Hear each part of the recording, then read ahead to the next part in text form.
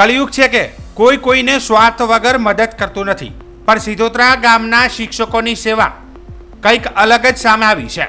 જે દીકરીના મા બાપ ન હોય તેવી દીકરીઓને ભણવાનો તમામ ખર્ચો શિક્ષકોએ ઉપાડીને સાચા અર્થમાં આવી દીકરીઓના મા બાપ તરીકેની જવાબદારી ઉપાડી છે,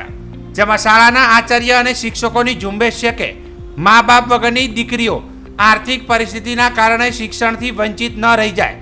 તે માટે આવી દીકરીઓને પુસ્તકો, કપડાં અને ભણવાનો તમામ સાધન સામગ્રી પૂરી પાડે છે। કહેવાય છે ને કે દીકરી લક્ષ્મીનો અવતાર કહેવાય છે, અને એ જ લક્ષ્મીના અવતારને સરસ્વતી ધામમાં ક્યાંક કચાશ ન રહી જાય તેવું ધ્યાન રાખીને દીકરીઓ માટે શિક્ષકોએ લાગણી બતાવી છે, જે અન્ય શાળા અને શિક્ષકો માટે ઉદાહરણ પૂરું પાડે છે। માત્ર શિક્ષણ જ નહીં પણ સામાજિક જવાબદારી ઉપાડીને બનતી તમામ મદદ કરીને સાચા અર્થમાં શિક્ષકોએ ગુરુનું સ્થાન લીધું છે। શાળામાં ધોરણ 1 થી 8 સુધી વહાલી દીકરી યોજના લોકફાળા થકી ચલાવવામાં આવે છે, જેમાં શિક્ષકો આર્થિક મદદ કરી આવી દીકરીઓને જરૂરિયાત મુજબ તમામ મદદ કરવામાં આવી રહી છે। વાત નાની છે પણ આશય મોટો છે, જે આવનાર ભવિષ્ય માટે ઘણી દીકરીઓનું ભવિષ્ય ઉજ્જવળ બનાવશે, જેમાં કોઈ શંકા જ નથી। આપણી સિધોત્રા પ્રાથમિક શાળામાં ગત 26મી જાન્યુઆરી 2024થી એક યોજના અમલમાં મૂકી છે, અને એ યોજનાનું નામ છે વહાલી દીકરી યોજના, કે જેમાં 1 થી 8માં ભણતી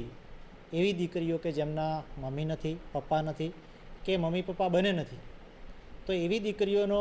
અભ્યાસ ધોરણ 8 સુધી કોઈ ખર્ચના અભાવે અટકી ન જાય એ ઉમદા હેતુ સાથે એક અમને એવો વિચાર આવ્યો, અને એ વિચાર આપણે સ્ટાફ સાથે મૂક્યો, 26મી જાન્યુઆરી ગામ લોકો સાથે મૂક્યો, અને એ વિચારને બિરદાવવામાં આવ્યો, અને મેં 26મી જાન્યુઆરી 2024થી યોજના લાગુ કરી, અને જે અંતર્ગત ગત વર્ષે આપણી શાળામાં ટોટલ 7 દીકરીઓ એવી હતી, અને આ વર્ષે 6 દીકરીઓ છે કે જેમને સ્કૂલ યુનિફોર્મ, સ્કૂલ બેગ, ચોપડા, પેન્સિલ, રબર, ફૂટપટ્ટી, કંપાસ, કલર એ તમામ વસ્તુ શાળા તરફથી નિઃશુલ્ક આપવામાં આવે છે। અને સાથે સાથે એ દીકરી જો 6ઠ્ઠા ધોરણમાં પીએસસીની પરીક્ષા અથવા તો 8મા ધોરણની કોઈ બાહ્ય પરીક્ષા આપવા માટે અત્રેથી જો બહાર તાલુકા લેવલે જવાનું થતું હોય તો પણ એનું ભાડું પણ આપણે અહીંયાથી સ્કૂલમાંથી આપવામાં આવે છે।